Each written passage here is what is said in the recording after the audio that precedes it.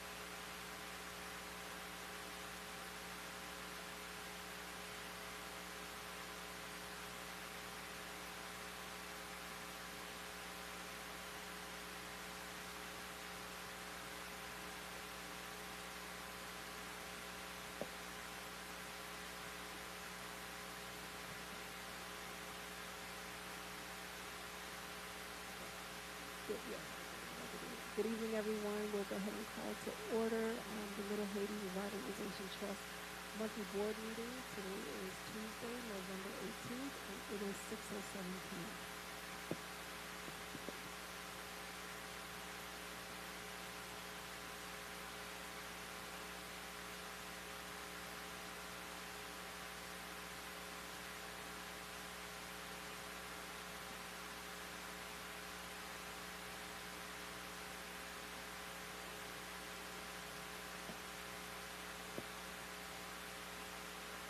Present.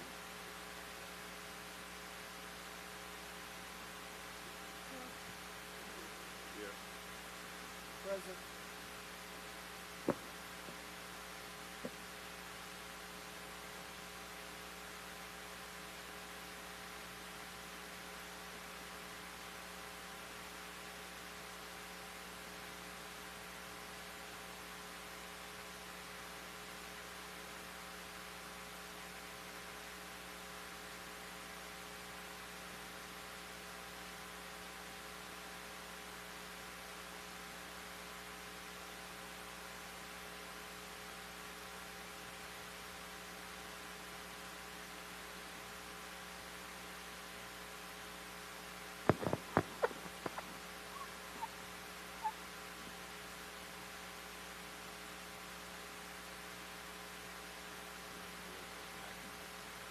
On such propositions. There we go. The chair will advise the public when the public may have an opportunity to address the board during the public comment period or at any other designated time.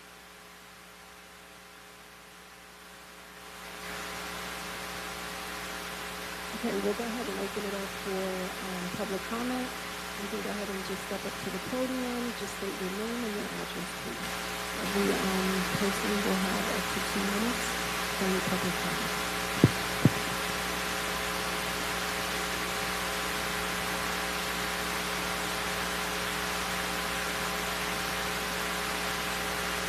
Okay, hearing no public comments, we'll go ahead and go to announcements.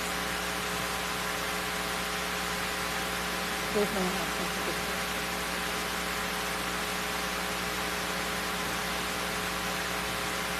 The only thing would be an absence waiver. And I do have one item to add, which is 4G resolution.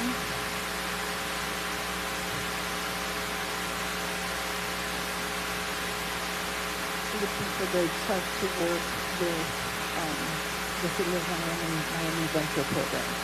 So I'm going to ask for that item to be heard with the first item, which is 4C, the Miami-Dade County, the Miami-Dade College item, for them to be heard together.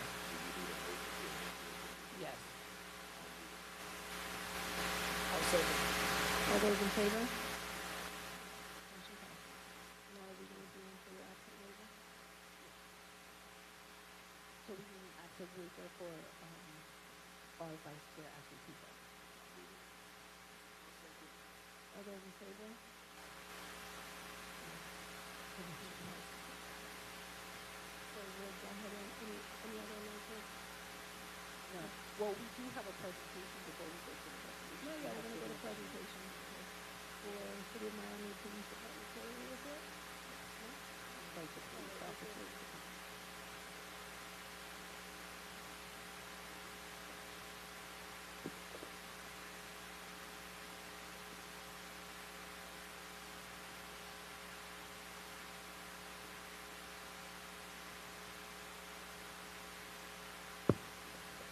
Good afternoon. My name is Officer Gene, that's Officer Harris. We're both middle resource officer from the Little Haiti area. Okay.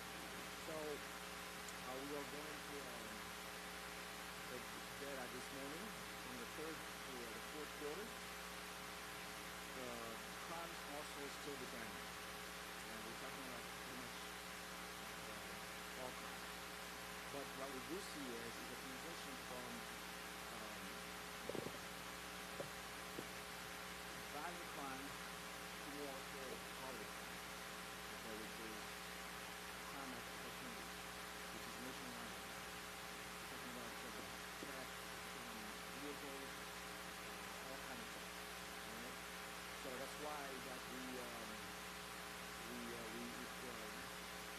every week or every month we go around and we pass those flyers.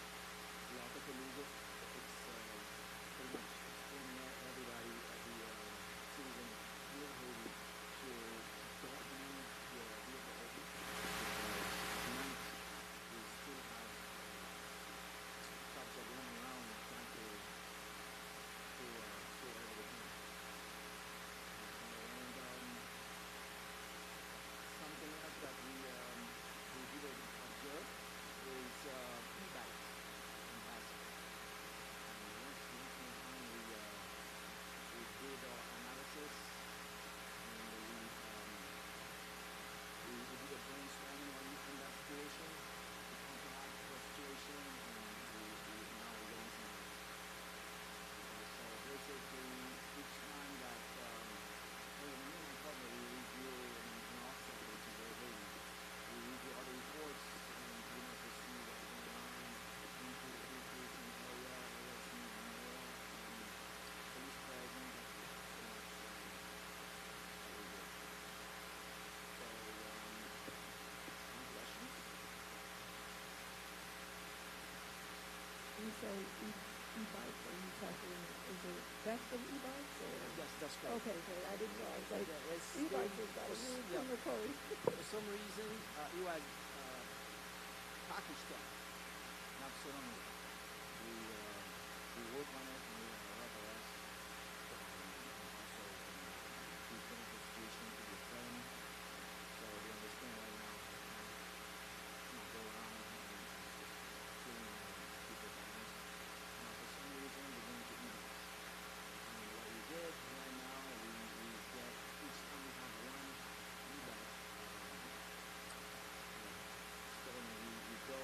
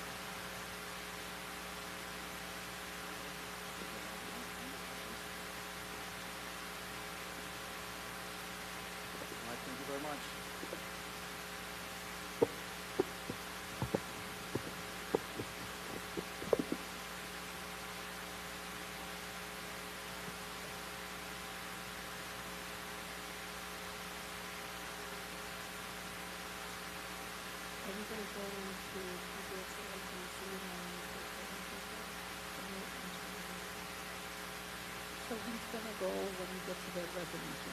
Now, we'll announce it and Tom has to read the title and correct it. Okay, Madam City Clerk, we'll just get a legislative item 9 and then for approval of minutes.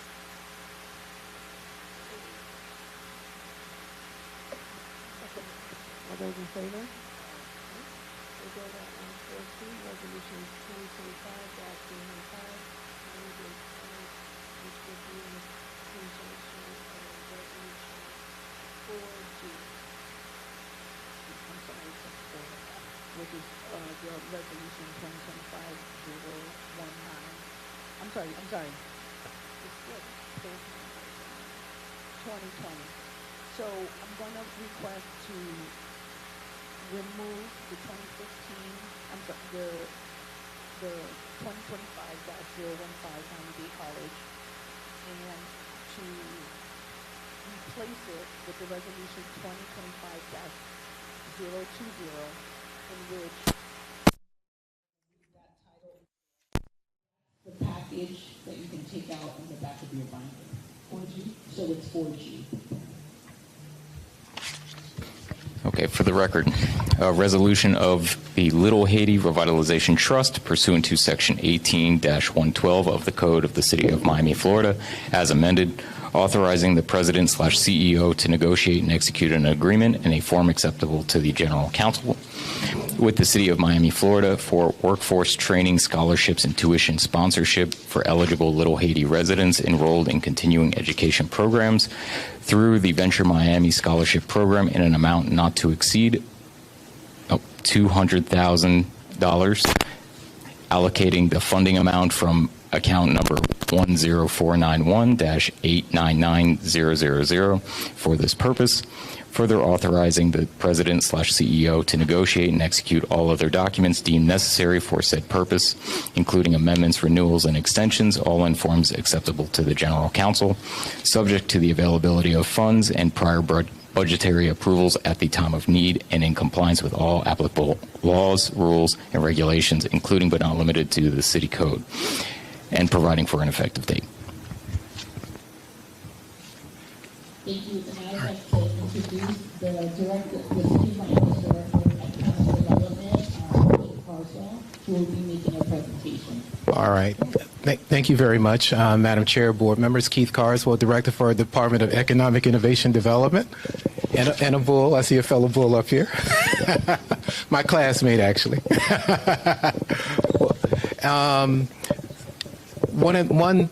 One quick amendment, Madam Chair. The agreement will be with the Miami Foundation, not the City of Miami. About 4 years ago, the City of Miami established something called the Venture Miami Scholarship Fund. I believe you all have a hard copy of the presentation. Is it possible to cue it up? All right. All right. Then I can.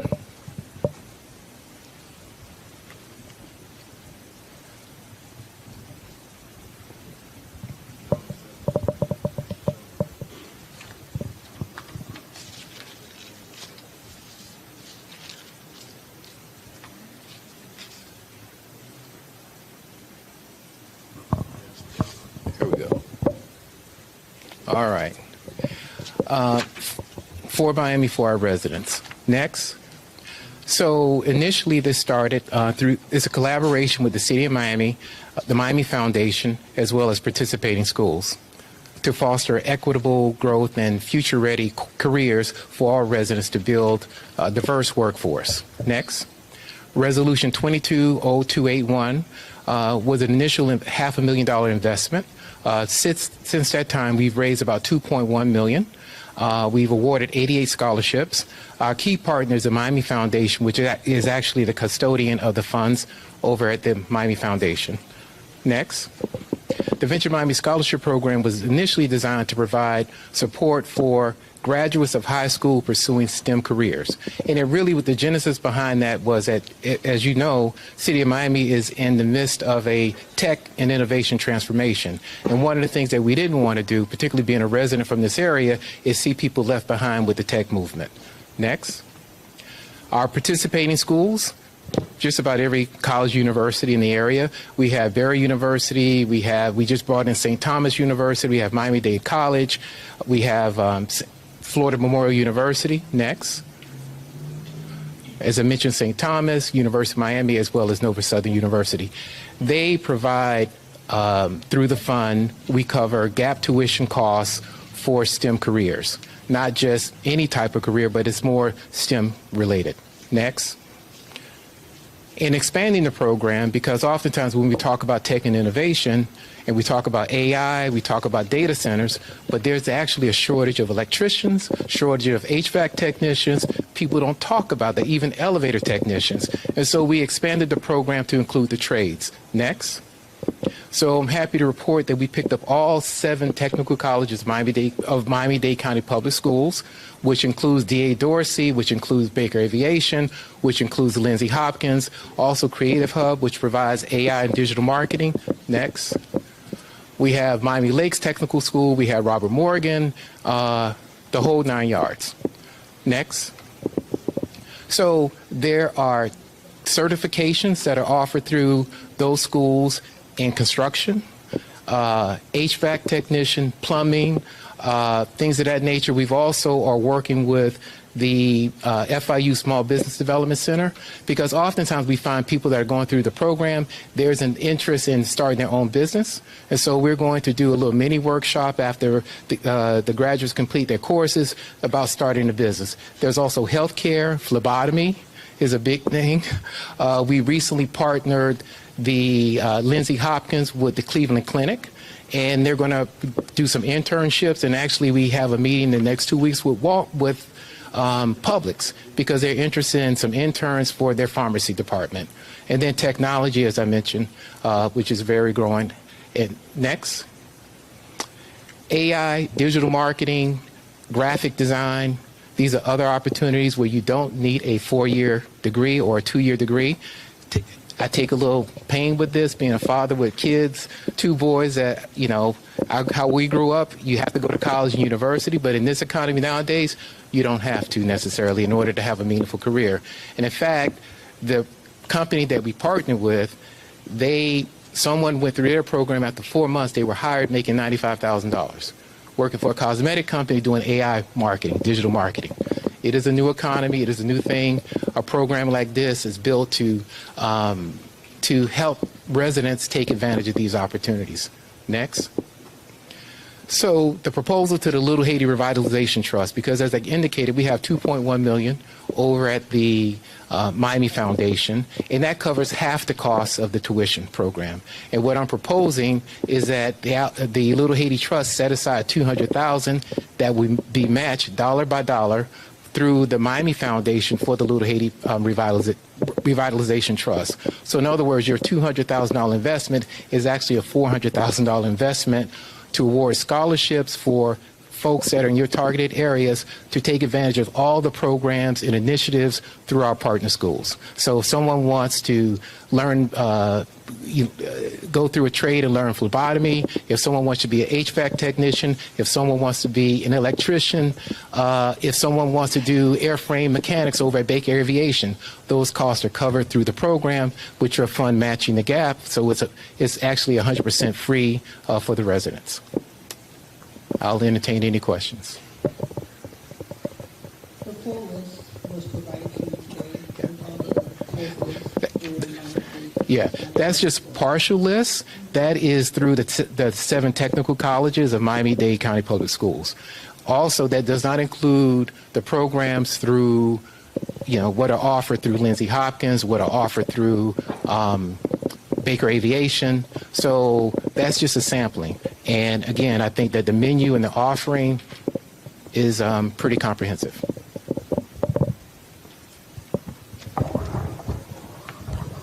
Madam Chair, I have a few questions. I know we looked at and we talked about initiating our own scholarship program for trade and for college matriculation.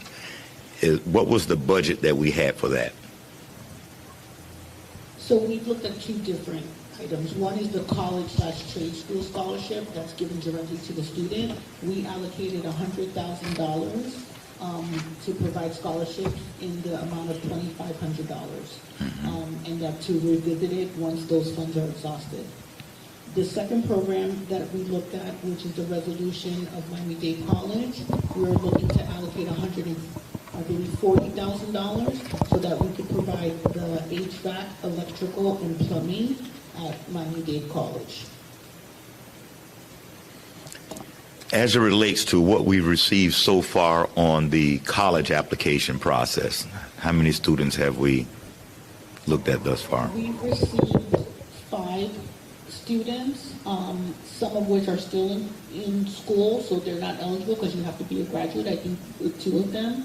I think we've received some without the boundaries, outside the boundaries as well. I think we only really have 1 viable applicant that we're looking to move forward. So that's since the launch of the program, which I think was last month or the month prior.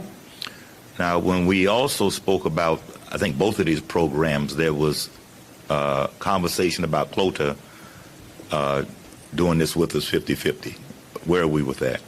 So I did meet with members of FLOTA, and they verbally did agree to support this initiative at the 50%.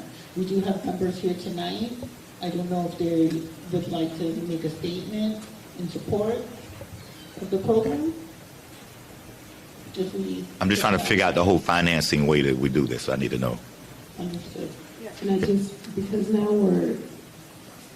from my understanding, this is a separate proposition.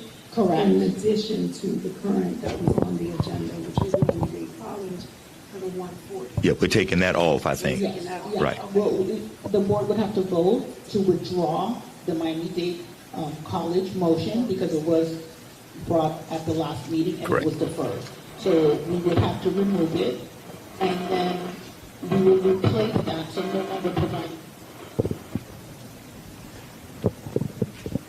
no longer providing the 140 and replacing it with this initiative of the 200,000, which we would not be giving at one lump sum. We would hold on to those monies and then drizzle it down as we receive applicants who are Little Haiti residents, and then going through one of these different initiatives. The Miami Foundation would do that whole application process in which they take applications online. So we're increasing the 140 to 200, but they're matching it by 200. Correct. Got it. And if I may, Madam Chair, one of the things in speaking with your president and CEO is about really leveraging and looking at opportunities, and she's been very supportive of some of our events that we've been doing in the city as it relates to pretty much everything from the advanced air mobility initiatives to the Opportunity Zone conference that we've done with the Secretary for Housing and Urban Development. So to me, this is really just a doubling on that partnership, leveraging resources, providing a menu of opportunities for the residents who you serve. And again, one of the things I didn't mention too is that this is targeted for Pell Grant eligible residents. So this is intended for folks who don't necessarily have all the means to kind of avail themselves of these opportunities.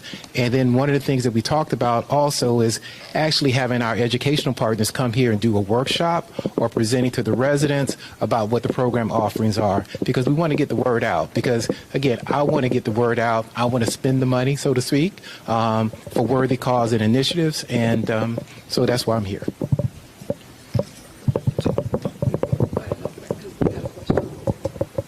Oh, no, there's a question on the table. Go right ahead. No. Oh, for CLOTA, yes.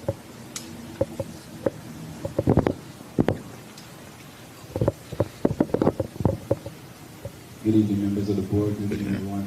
My name is Francois Alexandre. I'm the current president of CLOTA. Thank you for this opportunity. We are pleased and want to express our gratitude and making sure that we are part of this program. This is a program that should have been established a while back. We understand that we are somewhat behind the 8 ball, so we're pleased to join you guys on this venture. We just want to be able to work out the details, work out the kinks in partnership. We want to be able to establish an MOU between us and be able to provide that. Some of the information we're not even privy to. We want to be able to set a standard in regards to our partnership moving forward. But we are pleased and we are more than welcome in regards to support, but we just want to continue having dialogue and how this conversation will develop.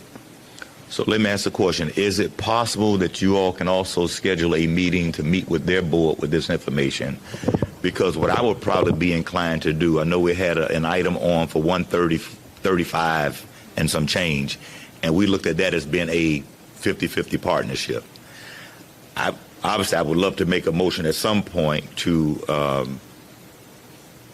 reject the previous conversations we had about the Miami-Dade application, remove that, go strategically on this one here with maybe $100,000 from us, and see if Clota will match the other 100, which gets us to the 200 there. And that way, there's not. I don't think we really need an MOU, because it really is going to the foundation for scholarships, and we all would just get the credit for having done this with the kids in the area.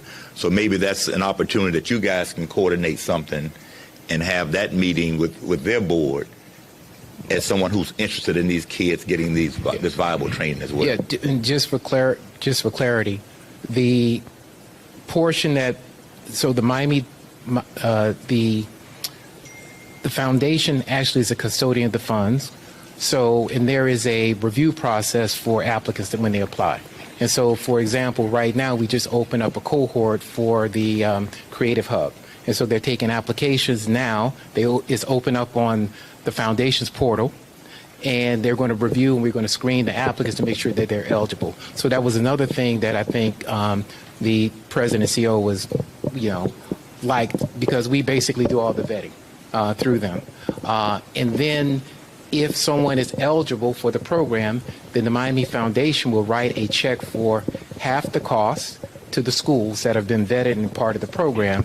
And then the idea would be that you all would, based on the vetting that's done, write a check to the schools, one of those schools that was listed, for the other portion of tuition costs for the eligible resident. So I would be more than happy to meet with the board, see what we can do in terms of partnership and working together. But the actual funding does not flow through the city, because the funding is all at the Miami Foundation. Yeah, so I think what I'm looking at least what my motion would be instead of the 134, we would do the 100 from us to the Miami Foundation for however you guys put the program together. Hopefully Clota knows we'll have their discussion to add the other 100 to that. And so we have that. But I have some other questions on the program. So obviously you say the city or the foundation does the application process, they put this stuff out. How is that marketed within the community so people actually know that these scholarships are available to them? Let me just get through the series you go through. How do we track the area students that our funds are going through? I'm assuming maybe that's when we write the check for that particular student. I don't know, but how do we track that? So be the advertising, and also, is it just for the first year of schooling if it's on a college track? Obviously on the technical, you're paying for that technical training by that class. What about, but is it just first year, or can you apply second, third, and fourth year? You can apply second, third, and fourth year. There's no necessary limit to the number of applications that you can submit, as long as you are a City of Miami resident and we verify and we vet that. It is one of our partner schools. They do a quarterly report through the Miami Foundation, which is something that we can share with you. One of the things that we also have been looking at doing is break it down by commission district, because I think that's important with our stakeholders. So we do get quarterly reports. We do get them broken down by commission district. And if there's any other way that you're interested in tracking that, we can certainly have them put together a report. May I also state that through the college scholarship application as well, like we vet through the transcripts, sometimes we provide leases or electrical bills, because we have to verify that they live within our boundaries as well.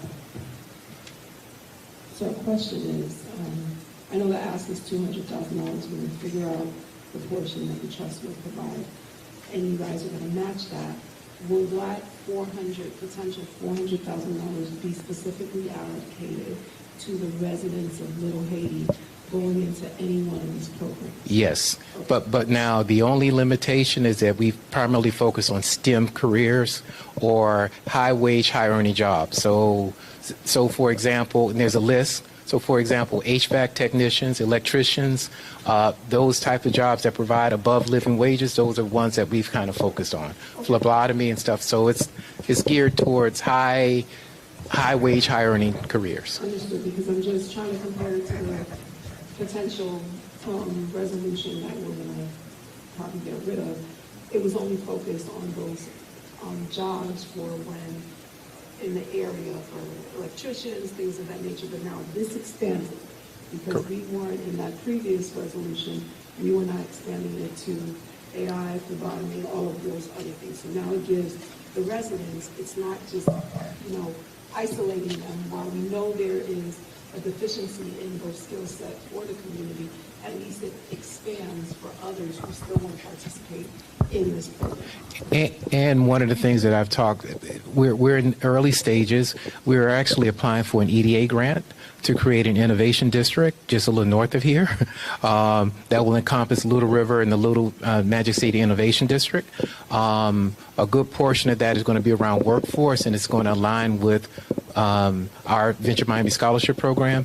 I mean, there is even a data center, I didn't know, that's on 80th Street in Northeast 2nd Avenue. I was over there about 2 weeks ago. And again, when we talk about AI, when we talk about technology, when we talk about tech, no one talks about the trades because it's not sexy. But electricians make very good money. And then I've met also with Zoox and Waymo, who we may not have heard of. Well, those are self-driving vehicles.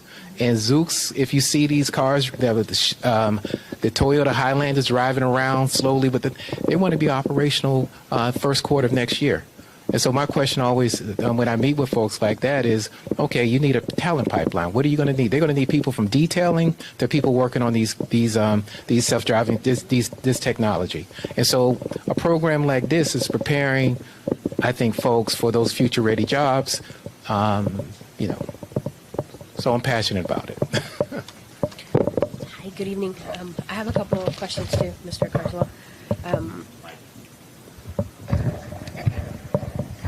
It's on again. Let me see if I move it closer. Is that better? I have a couple questions too. The program that our executive director had found through Miami-Dade College was primarily focused on a lot of construction, areas, the different trades as we're mentioning. Can the exact same thing be accessed through some of this? Yes. Like through Miami-Dade North and focusing on the masons, the iron workers, those types of things too. Yes, and in part of that EDA grant, we will be working with the developers of Little River. That's about $3-4 billion. We have this unique opportunity with our community benefits agreement with Magic City, and we need to get people and Magic City ready. also, yes, as well. So they're part of all of that, and so I see those as great opportunities to provide on-the-job training and apprenticeship programs associated with some of the trades that will be developed during that. And then those are just the two developers that we're about. You got AJ Capital, which owns another maybe 40 acres that's adjacent to Little River. Mm-hmm. You got Moshi Manor owns the MacArthur Dairy. Mm-hmm. There's a lot of development that's about to occur.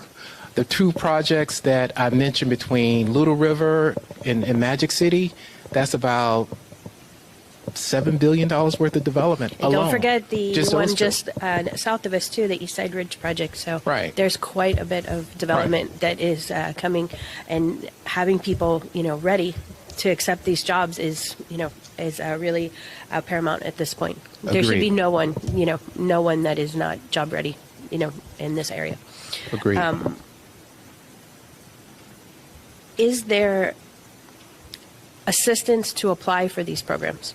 We have different barriers, especially up here in the north end of the city, different reasons why people don't apply for things. We have language issues. We have all different kinds of things that we, try to overcome. Is there assistance to apply, or are you on your own to apply to Miami-Dade or to Lindsay Hopkins or to some of these different educational partners? So how does that work with the venture or with the Miami people? So one of the things I would say is we have not been as proactive as I would like to be since the program's inception.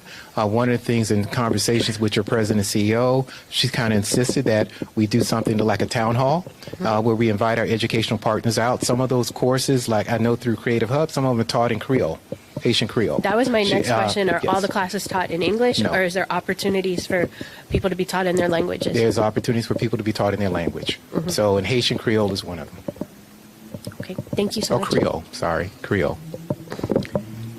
Another quick question. Is there the possibility of doing something with the school board whereby which this information flows through the schools? I've had a lot of conversations with them, just in general, and actually met with them and their CFO 2 weeks ago with their chief strategist.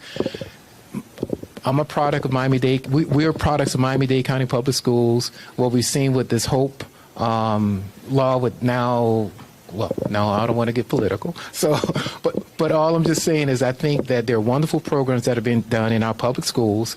I think that the word needs to get out more about the wonderful programs. I think Lindsay Hopkins, Dorsey just got renovated not too long ago. They have an automotive technician place, and the guy is kick butt over there. They're wonderful programs that people don't know about them. Lindsay and I Hopkins think, partners with Bremen even. Right. And I mean, that's an amazing, you have a job lined up if you complete that program to work for Bremen and his air conditioning facilities. So, and they make about 6 figures. correct. You So, know, yeah. right. And so we are doubling down on our partnership with them. I think it's a good start for us, you know. So hopefully you approve this, and then we can do like a workshop in-house, invite the educational partners out. It's just the beginning. Plus, we're pretty active on social media, primarily LinkedIn, but we need to probably change that more. I think Facebook is the audience. We don't do anything on some of the other social platforms and stuff like that. But I think we just need to be more proactive, and that's part of the partnership I think that we'll look at developing. I was just going to comment on this. The trust did approve, $200,000 over to Pierre Toussaint, the educational center. So I think that would be definitely a good partner to assist when you're talking about assistance with the application. And I know that CLODOT did provide half of that funding. So definitely there is opportunities in the area to help with application assistance if we need to do a workshop. I can tell you just coming, I'm in support of this because it's about children are our future and we need to get them job ready, if that makes sense. And our job is really here to make sure the residents of Little Haiti are prepared and have, access to things that they are not aware of. So I am definitely in agreement for this. I think it's a great opportunity. It expands. I understand that we had the previous one with Miami-Dade, but it expands the opportunity with so many other schools for people to really get what they need to be able to enter the workforce. And just to go back, I really do want to hear from CLODOT. If you can allow me to understand the MOU, because when we entered into the agreement with Pierre Toussaint, there wasn't an MOU from my understanding, was there? Or maybe that's what it's Pierre Toussaint submitted a proposal to our funding policy, and then they signed a grant agreement, but there wasn't an MOU. Okay, do you want to speak to that, MOU? Speak to that. So the MOU is really to guide the process. There's a reserve under the development agreement that funds our trust, and there's a reserve that's held to the side. Really, it's our trust holds the funding, but the Concerned Leaders Group is charged with bringing forth programs and projects for this board's approval, and then we would disperse out of that reserve. So they have kind of like a reserve of money within our budget. So that's what the MOU is for, is to govern that process. You need an MOU, is my understanding. Yeah, it's just to put some terms on it so we know what's like an officially sponsored project from concerned leaders versus what is not. Okay, so then I'm going to revise my question. So are we waiting, for the implementation or the execution of that MOU prior to any, agreement? Is that what we're looking for? I just want to make it clear and very transparent, because I asked you the question, but the question wasn't for you, it was really for the attorney. My apologies. No, this question is for you. Are you waiting on the MOU before providing any support for any programs? That's what we're pending before any agreement? This resolution, Clota's not there. We just want to have understanding because the same pillars that governs you guys also governs us in terms of principles. So we are fully interested and embedded into a program like that. We just want to make sure that we're heard. Just like Mr. Holland said, have him come meet with our board. Let's get our understanding, and then we're happy to, especially now, right? Because this is a great opportunity for Clota to. I know everybody's been asking, where is Clota? So this will be an incredible opportunity, right, for us to show up. So we just want to make sure that it's done the right way, and then let's make sure our community gets what it deserves and needs. Appreciate it. My next question, what is the status of the MOU? Time, dates, what's the next step? Okay, so we have a draft. It's gone back and forth between me and Joanne. We were working on it earlier today, actually. Honestly, I think we could probably have it done before the end of the week. Right now, we're trying to cut back and make it as easy a draft as possible. So that's really the last remaining step. No problem, because then it's going to have to go to court. Right. Right, and then what's going to happen? It's going to come back. Right. And it's going to do this for, it's going to ping pong for a couple Yeah, of well, that's why we're trying to keep it simple. Yeah, we really, yes, need to get it executed. Because when opportunities like this come up, now it's delaying the process. Because now I think, and somebody will make a motion, the motion is for 200, but the board is, whatever we decide, we possibly have, because we're looking for the support from concerned leaders, and that MOU is pending funding for the constituents and the residents of Little Haiti. So we got to get a move on this. It's time. Okay. Let me ask another question. Is there anything that keeps Clota from passing a resolution that does the same thing that we're talking about doing? They can pass their own resolution authorizing $100,000 to be set into this program for this use. Obviously, it's like a debit card with us. Once we get that resolution that's signed by them, we now have authority. And then you guys can also figure out, how do you want the naming rights? Is it Little Haiti Trust and Clota, or Clota's doing one segment and we're doing? But that's easy to figure out. It's the resolution, I think, is the quickest thing that could happen. Correct. That would establish that, yeah, versus the MOU. Yeah, correct. I'm not their attorney, but that would work for our purposes. We just need something that shows, that they're sponsoring the project, because otherwise we're dispersing funds and we don't really have the approval. And they did provide it for peer to sign. They provided a letter with all the members have signed, and we use that as documentation of their support. Yeah, I'm not against working out an MOU, but I think in the interim, you can take a draft of this resolution, redo it with your information, present it to your board, allow him to come and present, and then you guys make a decision, yay or nay, on that resolution. If it passes, then we add the funding to it. At least we get this stuff funded a little quicker than the ping pong that might go on with an MOU on other issues outside of this. Yes, sir. Okay. Well, considering the fact that now it's up $100,000 as opposed to what was discussed, so I believe that you're right. We go back and have a meeting and have a resolution to get the And I just have a question, I guess. Everybody will figure out the logistics. Whatever the trust puts in, it will be matched at 50%. Correct. Dollar for dollar. Dollar for dollar. It'll be matched dollar for dollar. 100 for $100. Right. So we're ready for motions now? All right, so the first motion, if everyone's comfortable with it, is a motion rejecting Resolution 2025-015, which is the Miami-Dade allocation, which is more restricted in its opportunities. I'll second it. All those in favor? Aye. Motion passes. For rejection. All right. The second motion for me would be to approve Resolution 2025-020 to the amount of $100,000 on behalf of us, in hopes that Clota will come up with the other 100, but that's a separate resolution for them. So I only want to focus on our 100 for us. That'll be matched a dollar for dollar. So there's one thing I gotta add, which let me proffer this, because we realized today that the contract wouldn't be between the trust and the city, which changes our authorization and our procedural requirements. So we need to retool this as a bid waiver. So I would ask if we could get a motion to defer it to the next meeting, and we could bring it in the proper posture.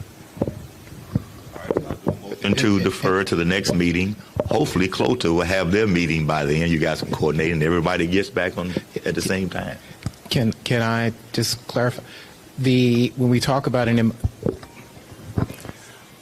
we can follow up, but I'm not necessarily looking for an agreement with the Miami Foundation. I think when the CEO and I talked, it's just really about you allocating or setting aside money, $100,000 now to provide match funding.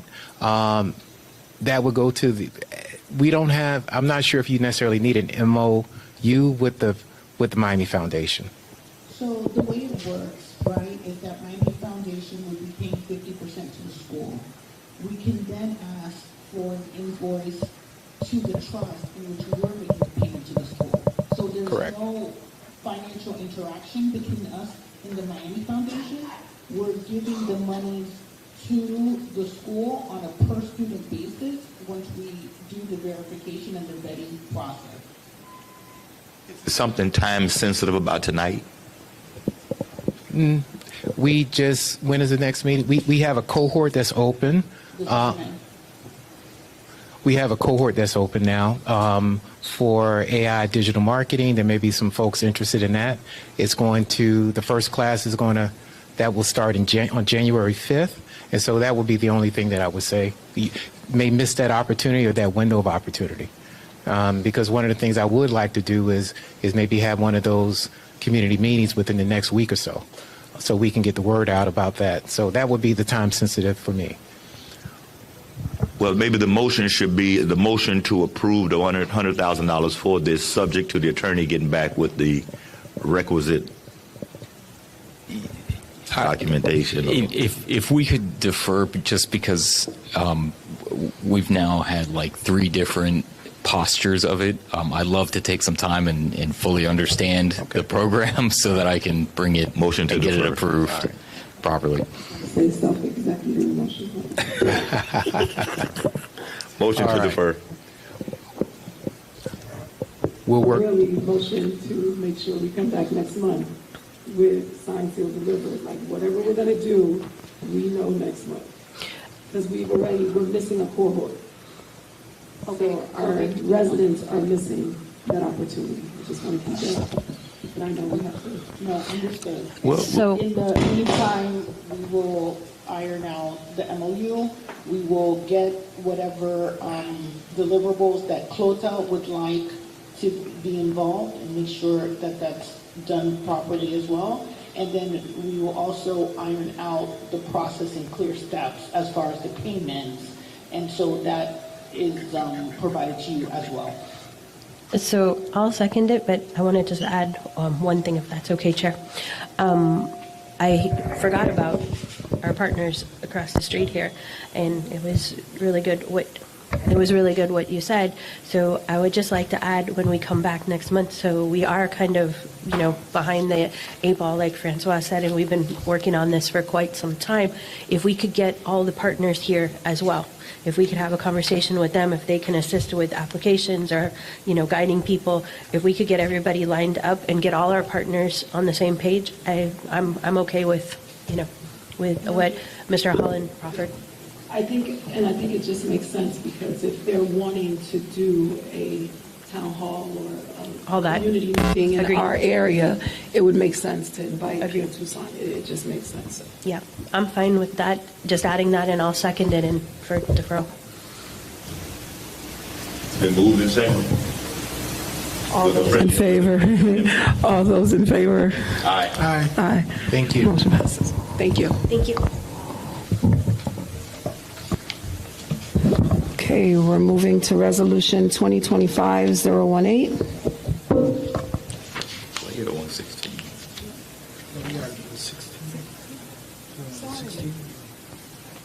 Your glasses not working no more. 16016, so sorry. Resolution 2025-016. We have so much It's dark- technology, it's dark but no up here. light. We do not control the building. We have enough mics, though.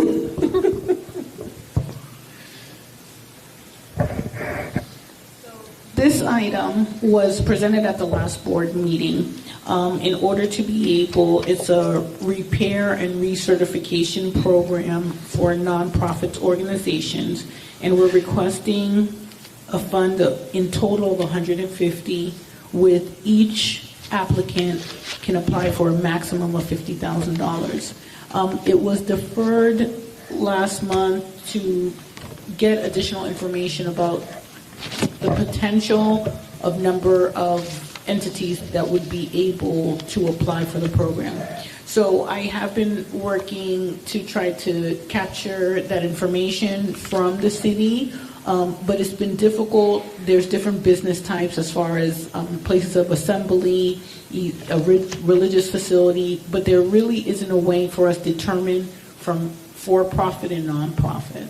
But we do know that the number, we would still need to be able to continue to do research. But I believe the concern with that was to, and correct me if I'm wrong, is to find institutions that have been in the Little Haiti community for a certain amount of time prior to them being able to apply. So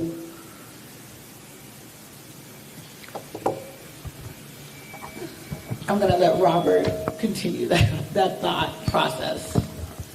All right, so my thought process on it, as I mentioned last meeting, it's a slippery slope when we just say, now the not-for-profits get to come and get all of their buildings recertified, and we don't know what that pool is. And so I would suggest at least be some initial parameters on that, just like we have for the business grants. There's a legacy term in there where you have to at least be in that business or whatever for 7 years. When we look at these certifications, these 50-year certifications, I would think that the not-for-profit should own the facility, number one, versus the landlord getting somebody to come in and renovate their place outside of their rent payments, because they should be obligated for that kind of infrastructural cost. So the not-for-profit should own the facility, and that at least be able to show that they've owned it for at least 10 to 15 years. I would say 15 years to find out what your applicant pool is first, and if you find out later on that you didn't get any takers, then you can reduce it down. But it will become a slippery slope with not-for-profits, because if you get 20, 30 applications, and then people start calling their neighborhood commissioner and this person trying to put the political pressure on your dollars, you won't have enough money for it. And remember, these are all dollars that you don't get back into the trust. So we got to find a way to maintain some monies into the trust to do some of the other things that we're trying to get done. So I would suggest, again, at least a 15-year ownership of the facility by the not-for-profit. It might be a historical church or whatever it is, but that a not-for-profit operates. Just my ideas. Chair, may I? Thank you. I was under the impression, I did miss the last meeting, but I tried to watch part of it, and I was under the impression that this was modeled after support for historic churches.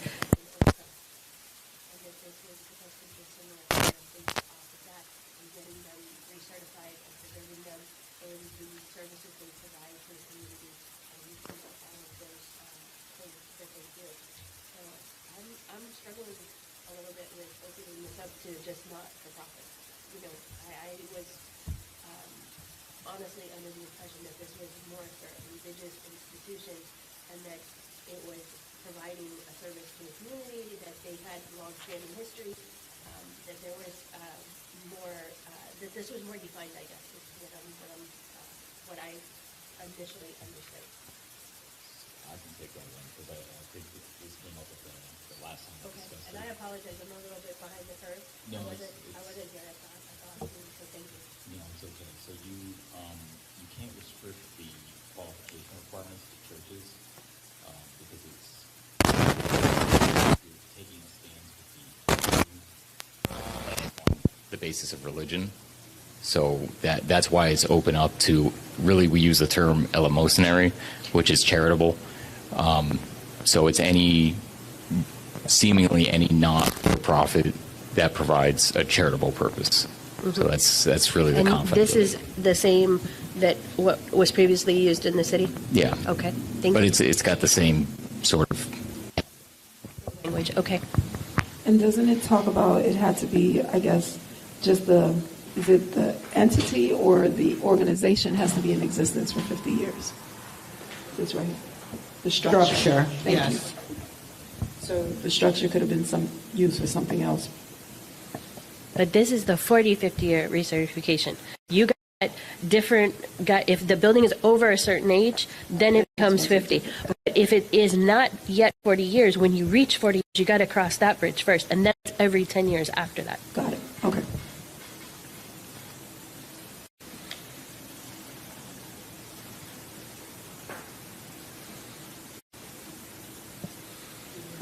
Do we have a motion? I got one more question. go ahead. Thank you.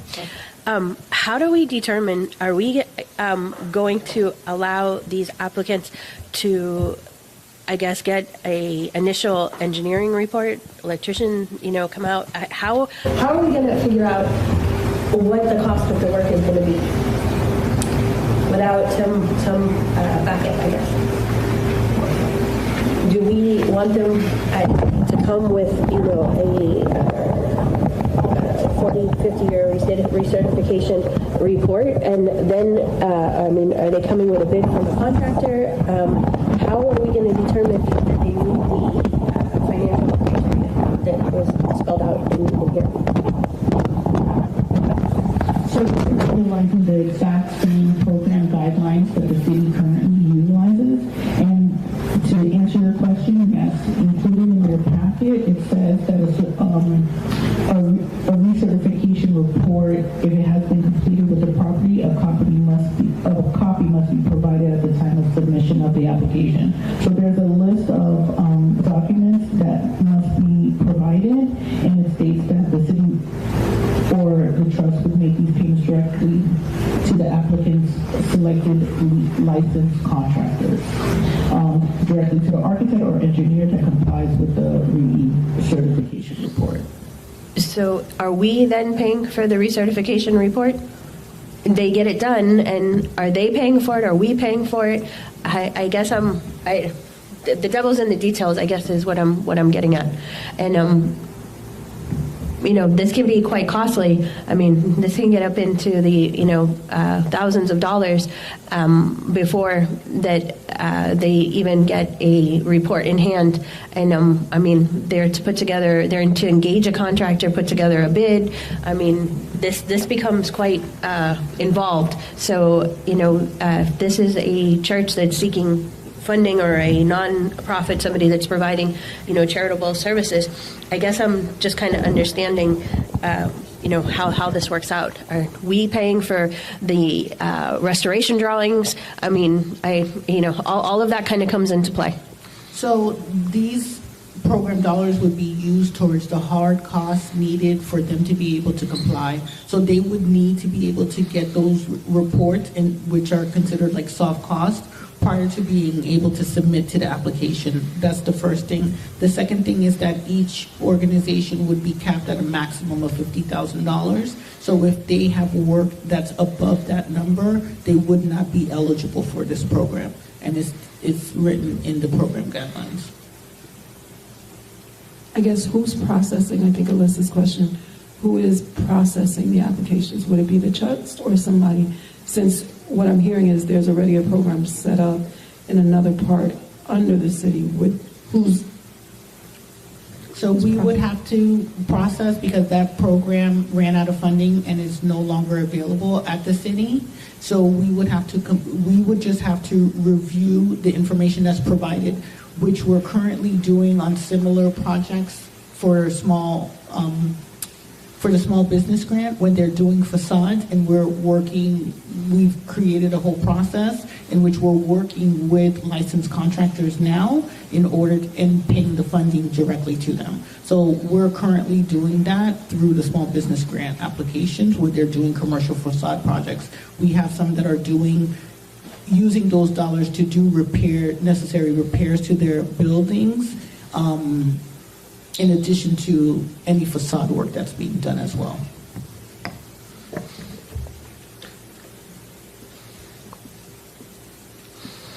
I'm struggling a little bit with the 40, 50-year work. There's a process to get this done, and there's kind of rules you have to follow. So I want to make sure that we're not on the hook for any of the additional initial costs, of getting to that point. So I just want to make sure that that's really clear, because it becomes a sticky situation when you call out a structural engineer, for example, and they do the initial report. You need restoration drawings. You need all of that before a contractor picks up a hammer or does anything. So I just want to make that very clear to the applicants that those costs are on them. I just want to make sure that that's spelled out and that they are to carry, first 50% of this process.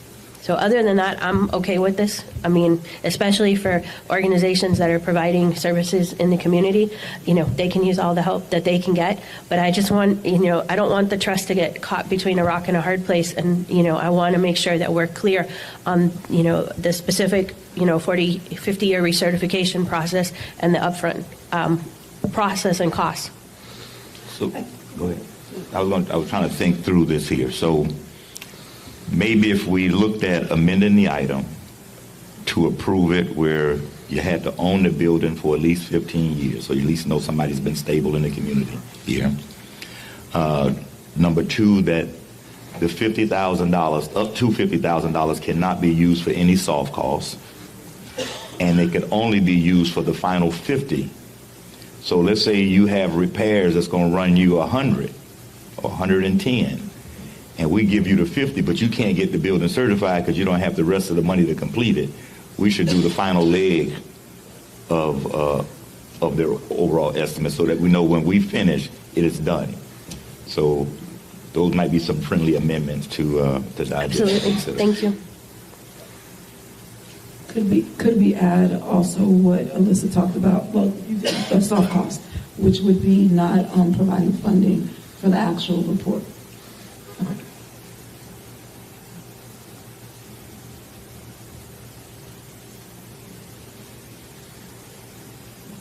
I mean, if we want to, we can explore that. We can help with the soft cost, but that's just a whole nother animal, and that eats up. You get up into the thousands of dollars by the time, if this is a large building, between the inspections, and now there's even another portion, it's been changed. It's more thorough after the whole Surfside issues and everything.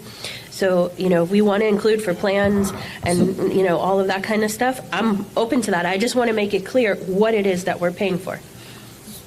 So listen, because you're the expert on the team when it comes to this, you and Robert. What does that cost? What does a soft cost or an inspection or recertification report, just how much? What's the average cost? Madam Chair, don't even get into Yeah, it depends on how complex the inspections are.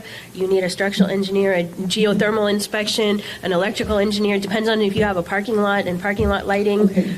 It depends on how many repairs, because that becomes how in-depth the restoration drawings are. So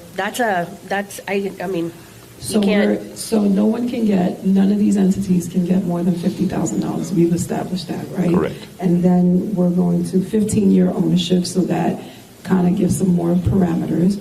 Do you want to possibly say something no more than 10 or 15% goes to soft costs, so that way you have a little bit of money for the soft costs, but not the majority of the money is going. So I'm open to anything.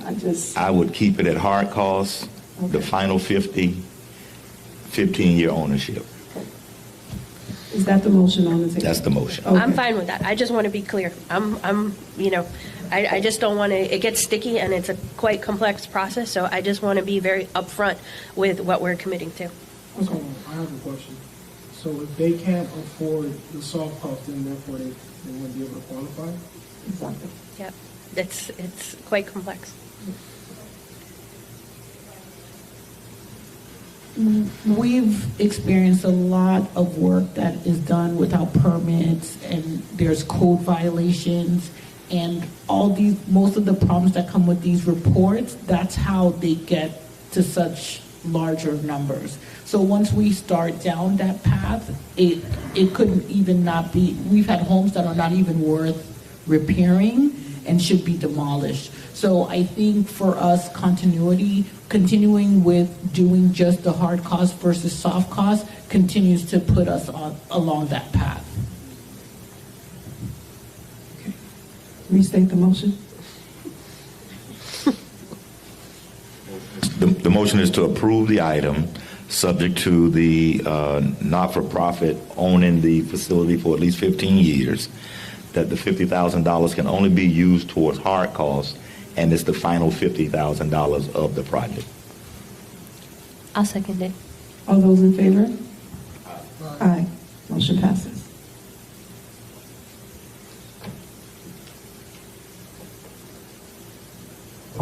Now, this one is not my fault because this is not 17, it's really 18, but we skipped 17, or 17 is not here.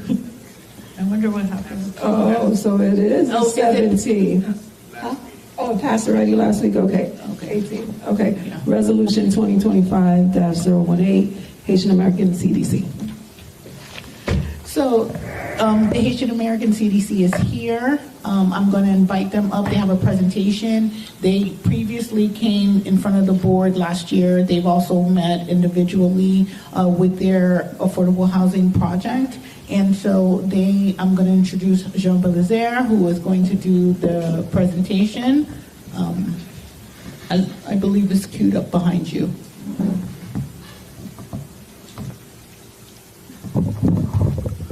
Thank you. Again, my name is Jean Belizaire. I'm the treasurer and the project lead for our Citadel Village project. We have a presentation here, and don't worry, I'm not going to go through every page, but we'll talk about the important parts of the project. Before I start, and I think this is important, I'd like to introduce members of the team, the staff. Would you please rise? Our director of operation, our property manager, our HUD certified counselor.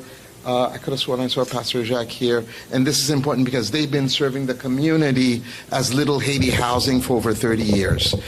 We also have our board members, Sonny Jean-Baptiste, who I thought was here. He's not here. Board members and our representative of our, thank you, Doug, of our development partner, Royal American. Ladies, would you please stand up? So thank you. So again, thank you for taking the time to talk to us and to look at our project. The way I'm going to do this, I'm going to talk about Little Haiti Housing, also known as HACDC, who we are, what we do, the Citadel Village project, right? And I want this to be interactive. Why the Citadel Village project, what we're doing, and what it's all about, right? As you can see, we've been in this community, Little Haiti Housing, since 1987. We're a non-for-profit organization. Our locale, which is on Northeast 82nd Street, we've been there forever. By the way, that locale is gone. It's rubble now. We leveled it. It's been demolished to make way for this project. Our purpose as an organization is to address affordable housing, and this has always been an issue in Miami for the lower to middle income families. We're not only in Dade County, but we're moving in Broward County. We also provide services, homeowner education, homeowner ownership program. Homeowner training program, home buyer education,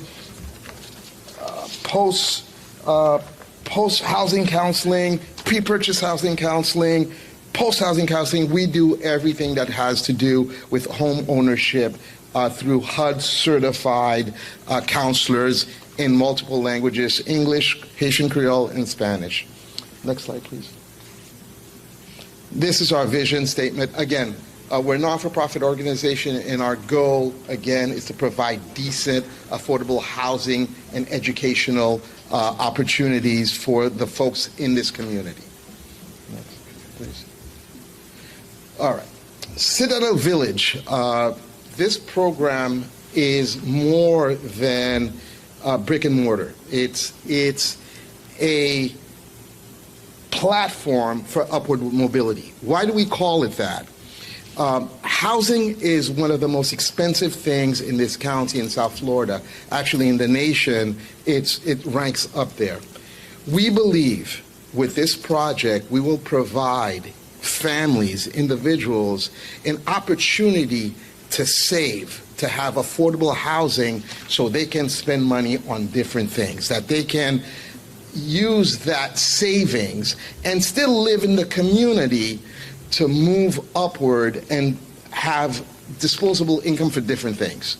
You'll see as we go forward in the presentation what we mean by that. The project itself, it's a standard low-income housing tax credit project. The first 15 years, the tax credit investors are going to own 99% of it.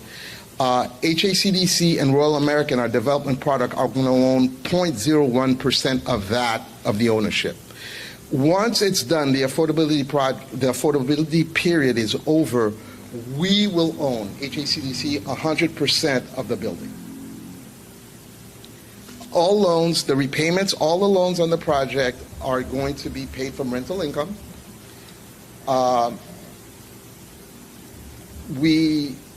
Rental income, we have cash flow from the rents that we will share with Royal American, our development partner. Operating reserves will be in place for unexpected expenses. And, you know, this is going to be a bold investment for the community. Next slide, please. Next slide, please. We discussed this, but, you know, when we look at the folks who are going to be inhabiting Citadel Village, again, low to moderate income families, they work, 2 to 3 jobs. Right now, we're looking at Dade County. People are living in cramped circumstances, overcrowded apartments. The commute to and from certain parts of the area takes 2 to 3 hours. Gentrification is displacing a lot of residents in Little Haiti. Only 10% of the homes are owned by the residents of Little Haiti in this area. And it's being targeted by developers because its proximity to some of the trendy areas in Miami-Dade County. I just heard some of the numbers of the projects that are coming online in this area, and this Citadel Village is much, much needed to support the growth and to sustain the cultural vibe of the neighborhood. So, we have we're going to talk about the project itself. One more, please.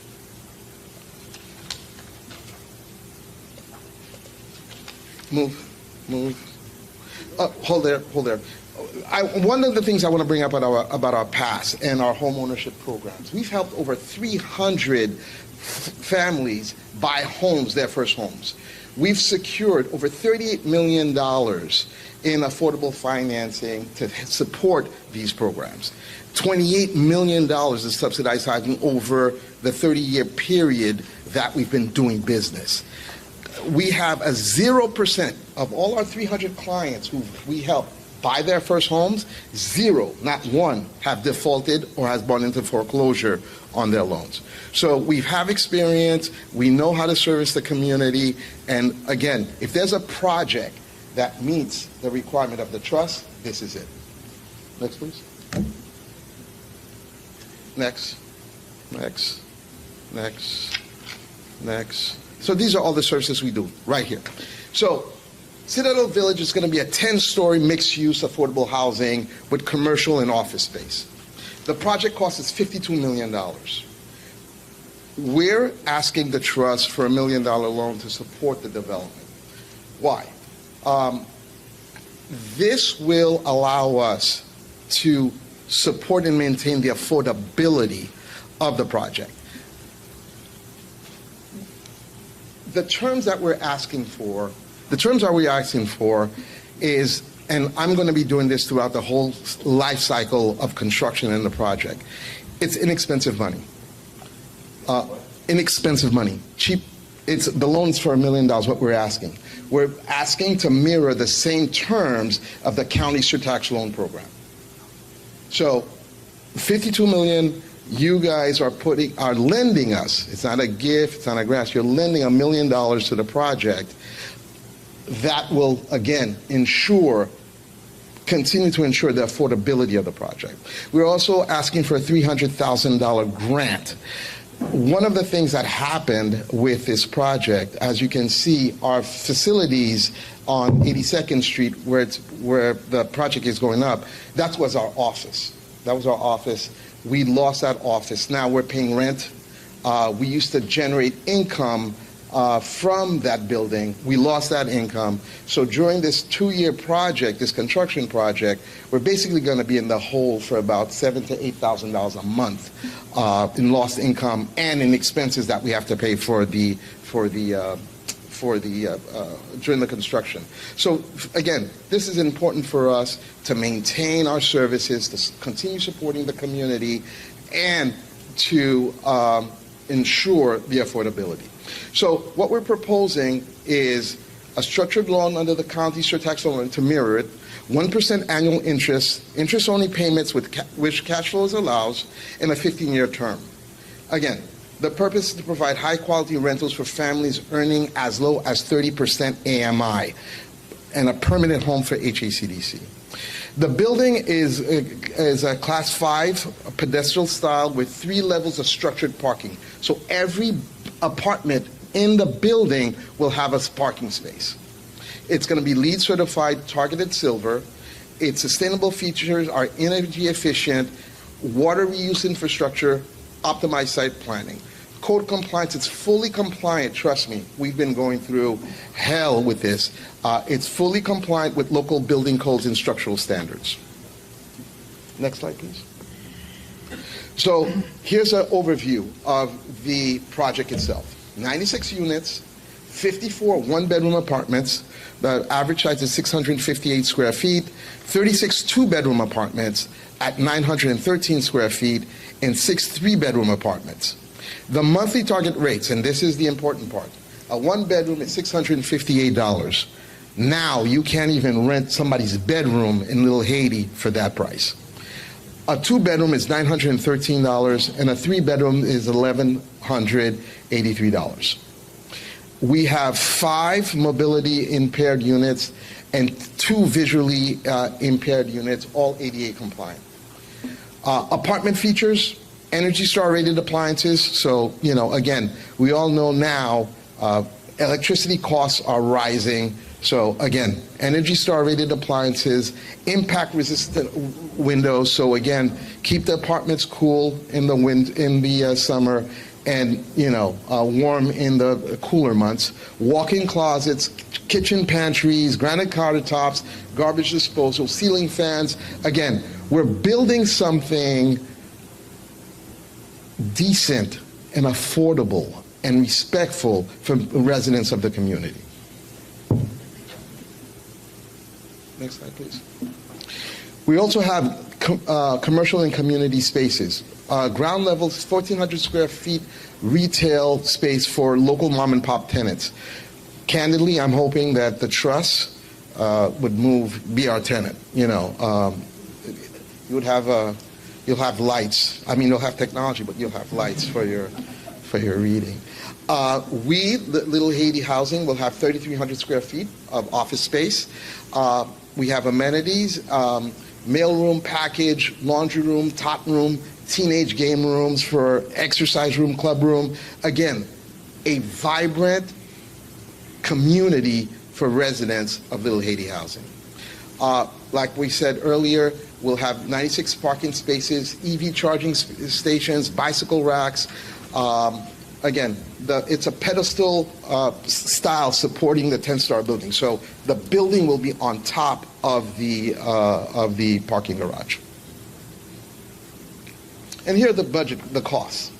Land acquisition, Little Haiti housing, that was our contribution, that was our equity into the project. We basically invested our land, our property into this project. And you'll see some of the costs of construction and all the developer fees and the contingency. Somebody once asked me, is there a contingency? There's a $1.5 million contingency feature in there. The commercial build out, our office space, basically the project is now at $52 million. Next slide, please. Project timeline. Like I said, we already demolished the building. We're in the final phases of our closing with Florida Housing and the investors, the tax credit investors who are going to partner on this project with us. We're going to break ground probably at the end of the fourth quarter next month if we can close. If not, realistically, it'll probably be first quarter 2026 where we're going to start breaking ground, which all of you will be invited to. We believe the project will go 2 years, so we should be able to move in 2028, 2029, but optimistically, we're going to say 2028, realistically 2029. This is where the trust, we're counting on the trust for this. Somebody once asked me if this is only going to be qualified for the residents of Little Haiti. And what I said, because we have county money, we got state money, we can't limit the residents of this project to the Little Haiti neighborhood. But what we can do, and what we are doing, and what we're going to need your help to do, is to communicate the project. So it's always about communication. The sooner the residents of Little Haiti know about this project, they're the first in line. And as we go out and out of Dade County to go and publicize this project, your residents have first dibs. They have first dibs. So this is where the partnership is important. Your partnership in this community to publicize the project is going to be crucial for the residents of this neighborhood.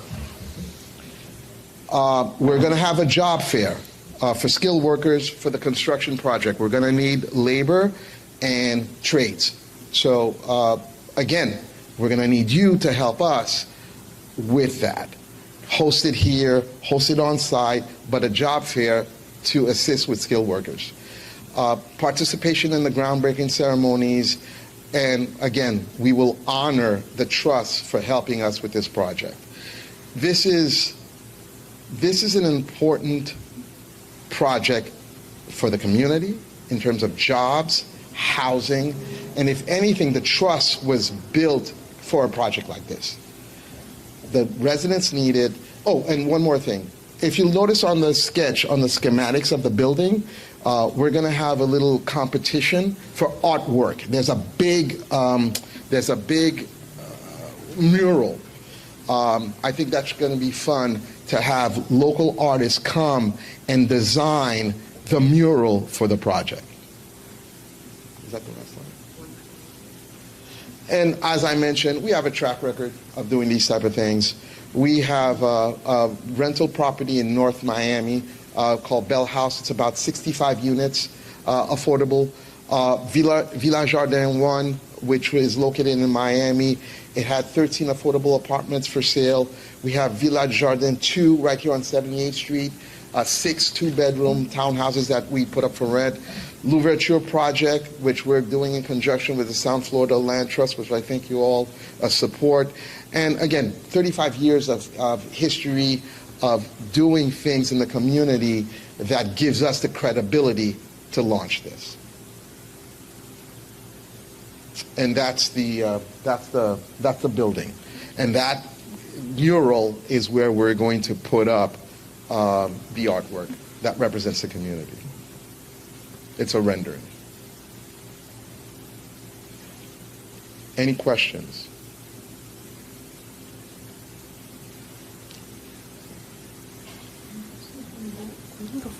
Go ahead. Me too. You can go ahead.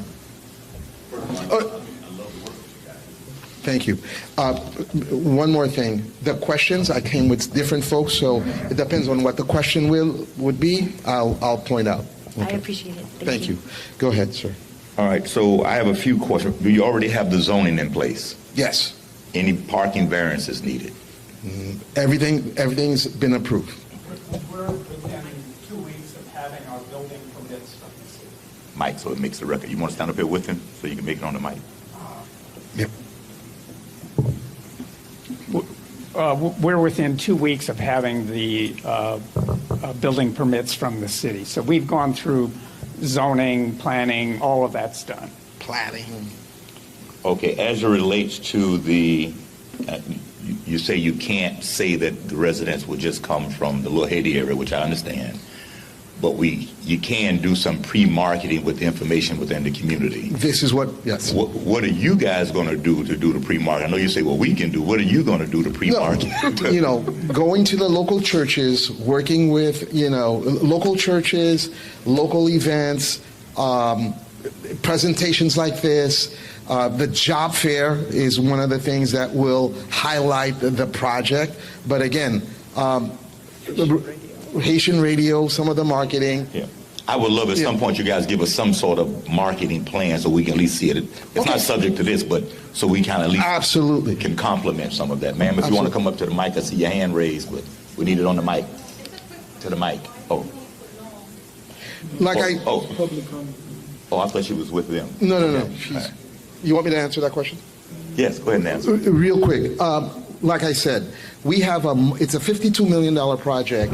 We have a lot of the county money is I'm going to use the term loosely, it's cheap money. But we have hard money, mortgages in the 6 to 7%. So the way it works, we're going to use the inexpensive money first to complete the project, and as we need, we'll go into the more expensive financing for the project.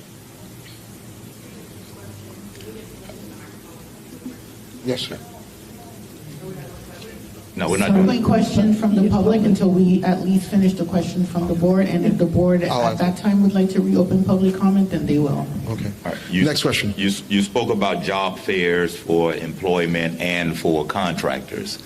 Are you guys going to consider some sort of plan to break up some of the scopes in the contracting to make it where you can get small and minority businesses to apply for some of that work? The answer to that question is yes. There are certain parts that Royal American, first of all, they're a construction company as well.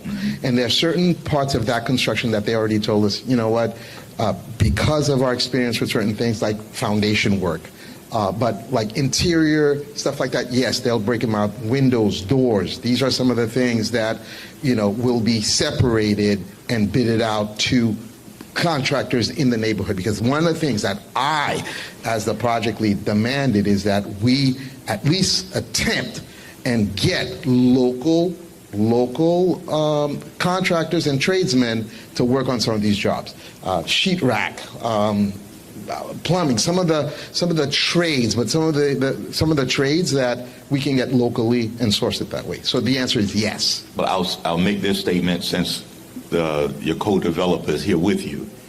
It is important when you do development in the urban core that your contractors reflect some of that community so people can see people who look like them being able to make a living. And I know oftentimes contractors have their preferred list of plumbers and electricians and all the other stuff, but sometimes we have to think outside of that box when you're getting so much extra subsidy coming from government. It's not just for you to get your numbers, but it's also to engage the community as best we can to. So I'd love to see you guys structure something with that as it relates to trying to infuse some of those contractors in there without the high bond amounts. Sometimes you can break the scope up so you don't have to do a $10 million bond because maybe I'm doing drywall in half of the building, and then you can cut that contract in half. So I'd like you guys to give some consideration to that as you're going forward. You mentioned the affordability period. Is it just for the 15 years that you're promising affordability? In perpetuity. In perpetuity. So the 15 years is for the investors, for the tax credit and all that good stuff. But once we take over the building will be affordable in perpetuity. okay.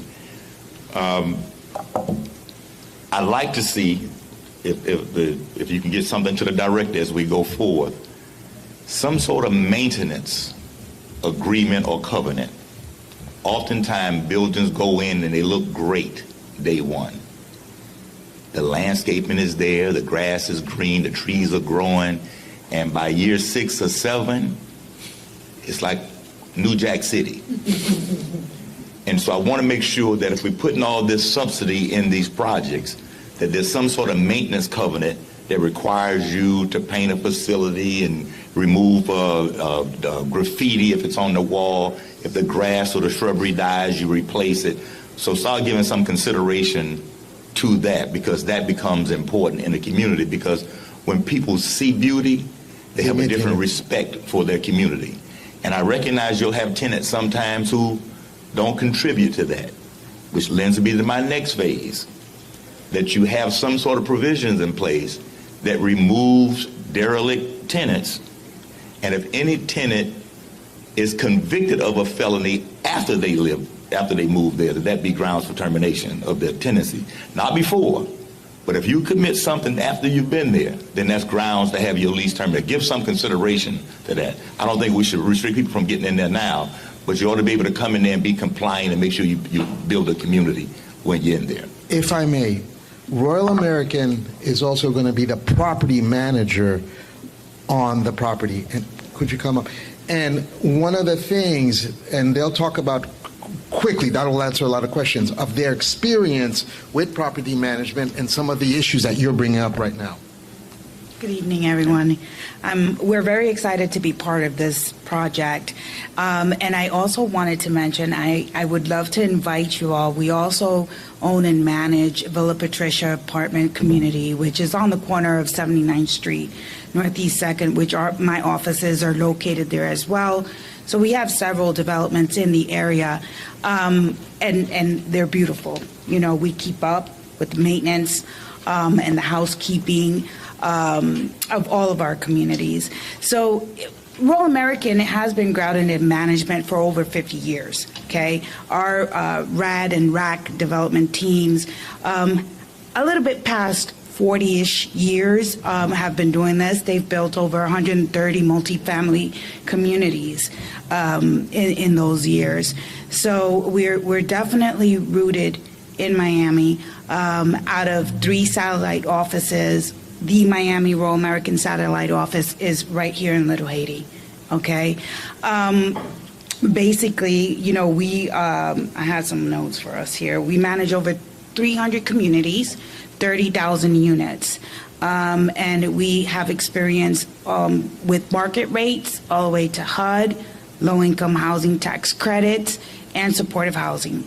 We're very grateful to be a part of this project, as I mentioned before. And as we continue to grow, our focus is to make sure that our outreach in the communities in which these buildings are built is strong. So we will work with the community to make sure that everyone in Little Haiti who is qualified to live in low-income tax credit communities is aware, feels invited, and comes inside to our buildings and applies. Okay, that will lead me into another area now that you mentioned that. I would love to see you have at least annually 3 tenant-only annual events where you bring your tenants down to have something where they get to know each other and they get to appreciate the community that you're developing with them. And at least one of those events should be something on your home ownership that you talk about as you're transitioning people to home ownership.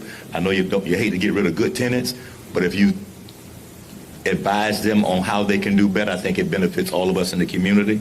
And so I think something needs to be done as one of those annual events for the home ownership track.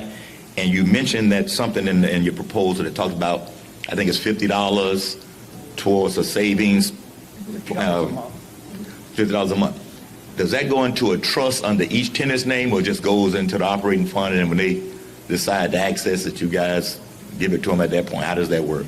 They get it towards their closing costs. So if they're not going to, we'll track the accounting of it. We'll track the accounting of it, and the money will go towards their closing costs when they decide to buy a home. So if for whatever reason they never decide to buy a home and they live in there in perpetuity, basically, no. That money is designated, is targeted for closing costs, for home ownership. So two things on that. I'd like some full disclosure to each tenant so they see that in bold writing, not just hidden in a contract, in bold writing, that $50 a month will go towards your closing costs if ever you decide to buy a home. That is correct. So one, that they know that. They know that. And two, that it transfers if for some reason you sell that property. Those accounts should transfer to make sure, because let's say you sell it in 10 years, and now in year 12 I decide I want to buy a home, but the people who owned it before me, who I had the contract with, don't own it anymore. How am I assured of my 12 years of $50 a month? Okay, so we're very familiar with this program, and what we have is a home ownership addendum. That addendum is something that they read and sign every lease term. So they have copies of that where we would detail what the home ownership program would provide as far as $50, a month. Now, I wanted to piggyback really quick on the resident services. Rural American, part of management is just not like collecting the rent and sending maintenance over. We also have a very strong support departments that, maintain with the marketing, the maintenance. We have, it's just a variety of services that we provide, and one of those is resident services. And I will say that we follow a lot of times when these projects are going up, there's several regulations that we have to follow as far as maybe home ownership addendums, but we also have to do like flu shots or visions or hearing tests. So we do those on a monthly basis. Sometimes we have to do them on a daily basis. It depends on the program, but that is definitely something that we budget for, and we also do on a monthly basis. We bring folks together. And we can help you with that if you pass information on to us. Absolutely. We'll love to work with you all. I should add also, Little Haiti Housing, every year, and we're about to do it next Saturday, for our tenants, our existing tenants, we do a turkey drive. We give every tenant a turkey, or turkey or two sometimes. Every tenant gets a turkey. We do it in our property here on 78th Street. We go to our property on North Miami. It's a way for us to bring folks together and to thank them for being our tenant. So, and it's, it's really appreciated. The AMI breakdown, it didn't tell me anything about AMI breakdown. It just said about 35% something. Yeah, you want to know the number? Yeah. Okay. They're going to be units as low as 30% of area median income. So that varies on family size. So, for example, 30% of area median income, a family of 3, they can earn up to $33,450 a month. And I'm sorry, a year, $33,450 a year. There wouldn't be an LMI anymore, And up to 60% of area median income, which is basically double that. It's $66,900. So people have to be income qualified in order to move in, and the management team will check and make sure that they have W-2s or IRS information to verify. One of the things when you accept these funding, not just from you, but we've got low-income housing tax credits, we got money from the city, from the county. all of these programs require that they be directed to people of need. And so we have to establish that the residents meet those requirements, and the state can come and check the records at any time to see if we're meeting those guidelines. So, But do you have a breakdown of what percentage is it 30% AMI for 20%, 80%? What is that breakdown? Yeah, and how much of it is market rate? There are no market rate units in this project. These are all affordable units. There'll be 20% of the units, I believe, are at 30% of AMI, and then the rest are at 60. And we get some special funding from Florida Housing called ELI, Extremely Low Income Funding. So it helps support those lower income units.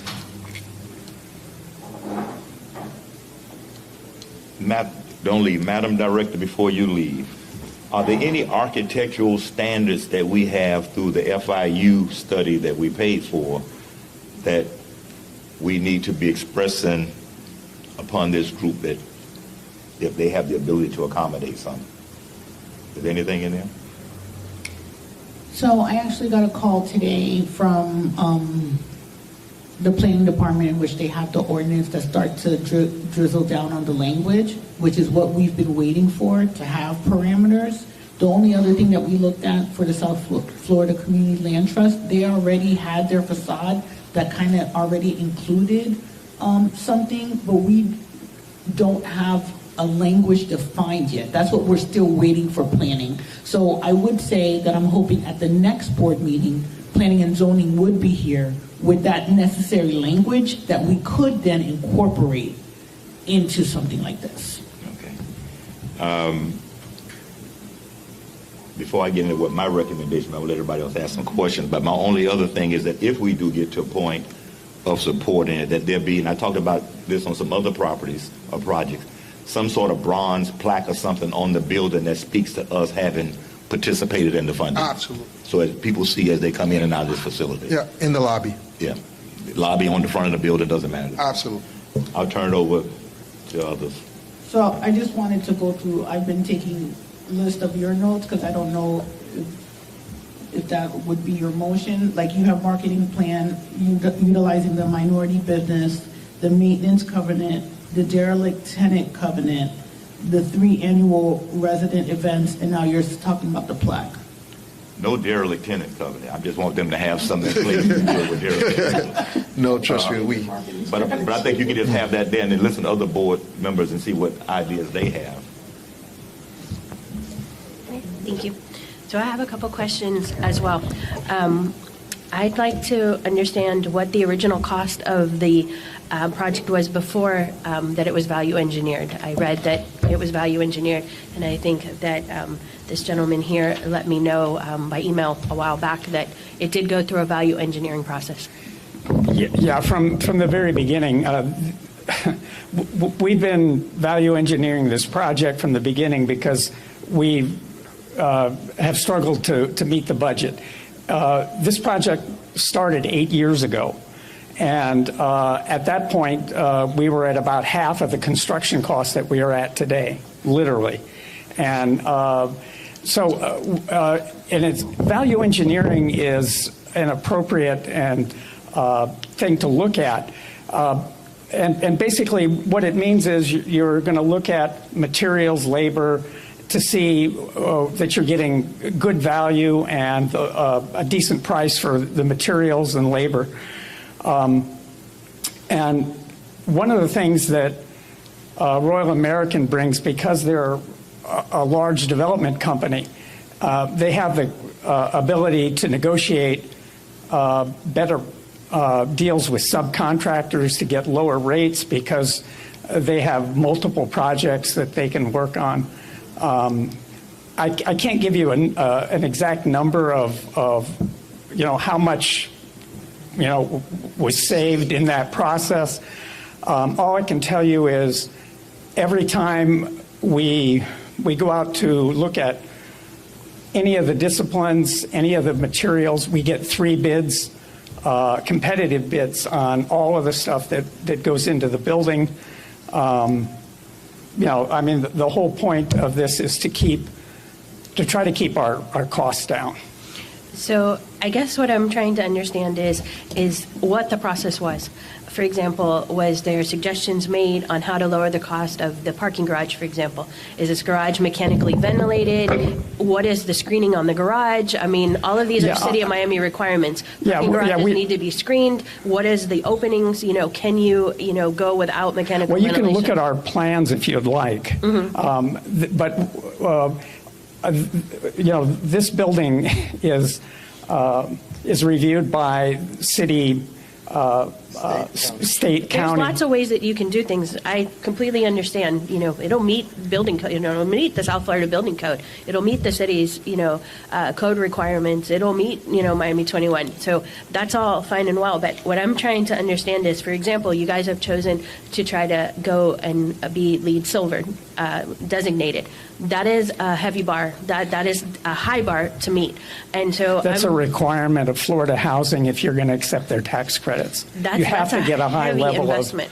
So I mean, you're talking about air conditioning in each unit that brings in outside air. I mean, that's a heavy burden to meet. So I mean, I'm trying to wrap my brain around how it got to $52 million because we're talking about like $500,000 a unit. So I'm trying to reconcile this. Well, hold on just a second. Leads me into that the revenue that's coming in from this project is like $75,000 to $80,000 a month. So I want to understand the very high cost of this project, all of the loans, the money that you guys have found, and how is this project going to be sustained? Like Mr. Holland was asking, who is responsible for the maintenance? How are you guys going to cover the insurance? I mean, all of these different things that go into this. This is, it's a huge, you got a lot of middle ground here that I'm not, able to reconcile. Well, the numbers are hard for me right now, so I'm looking for, I guess, an explanation of how to put all these pieces together. I can't educate you completely on how to do these kinds of projects, but it starts with a pro forma that looks at the cost of the construction. Then we look at the income that we're getting from the units. We have to balance all of that. I can share with you the the pro forma with all of the data, and you can follow from income to cost to cost of financing and so on, and you can see how it all ties together. But we have done all of that. I mean, you can't put a project of this size and scope together and get funding from Florida Housing, from the county, from the city. From the investors. Without meeting everything that you just talked about. So is there any other revenue sources besides the rent coming in from the smaller commercial space and the the actual units? The only income that comes in is the rent that people pay. Mm-hmm. We do have 25 Section 8 vouchers. We got those from the county. The way that works is the individual only pays 30% of their family income for the unit, and then the HUD pays the balance. And those are that's a great benefit to the renters because they're actually paying lower rent than most of the rest of the people that will live there. So my questions are going somewhere. The rents that you have proposed, for example, the 2-bedroom at $913.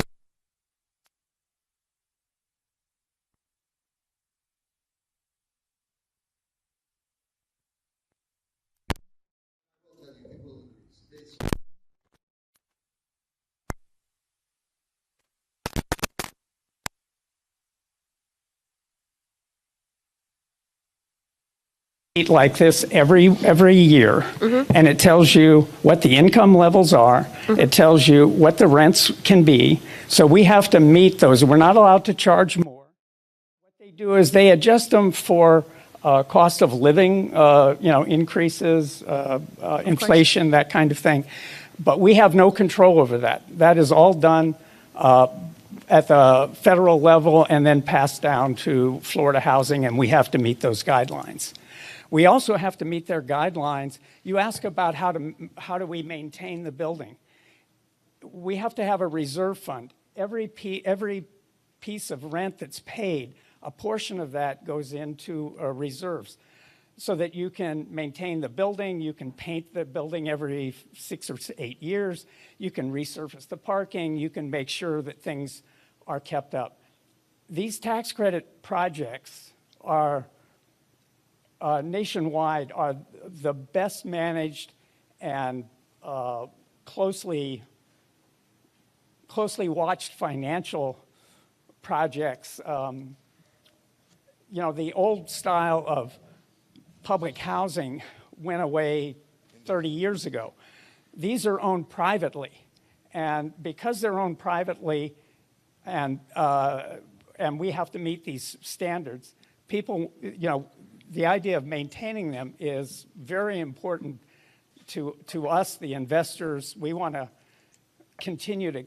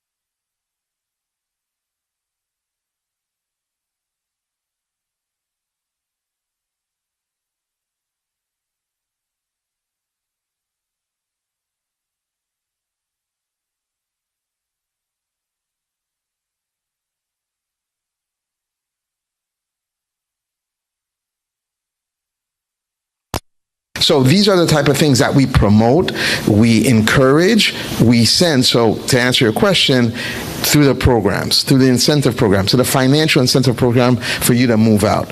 If I have a good tenant and for some reason they want to stay here, every year when the HUD guidelines come up, that apartment, it's not going to stay at $1,000. You're going to get rent increases. So there's a natural incentive for you to move out, or God forbid you can't, then you stay in a comfortable, you become a good tenant. There's societies like New York City, which I grew up in, people live in their apartments for 30, 40 years.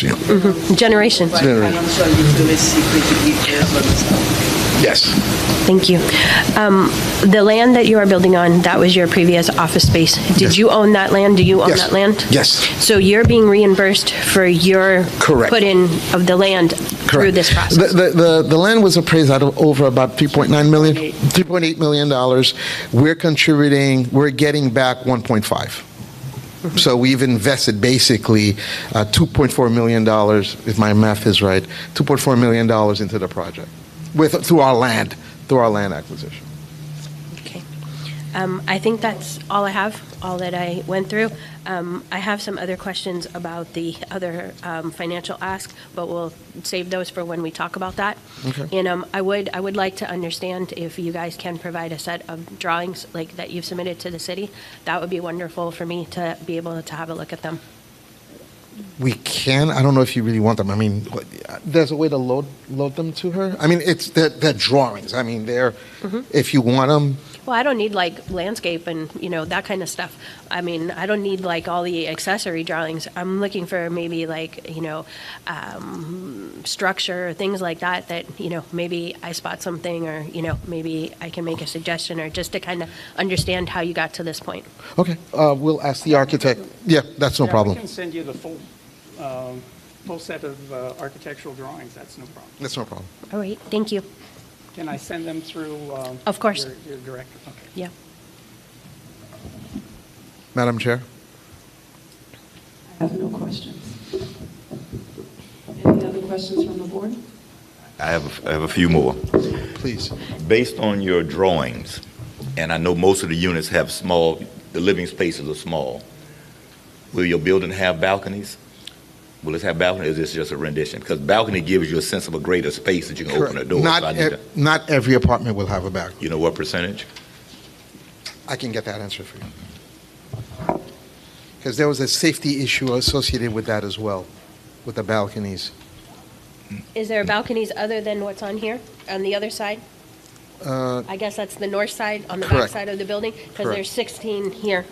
If there's none on the north side of the building, there's about 16 from the rendering. Correct. When you say a safety issue, Children, balconies. well, children live in condos and apartments all the time. Yeah, but it was a big thing for us, for our insurance and all that good stuff. It adds cost to it. That's what it does. It adds cost. That's why I'm asking. Because sometimes you can see a rendering and you think this is what I'm getting, and then when it's built, you don't have that. You just have box. And that's what I'm. And you say, but you're not. No. There's balconies. I'm just saying not every unit comes with a balcony. That's, and I'll get you the percentage of the units that come with that. You mentioned obviously going with Royal American gives you a benefit of being able to get cheaper rates on subs, which I agree. When you have an established company, they have oftentimes those relationships.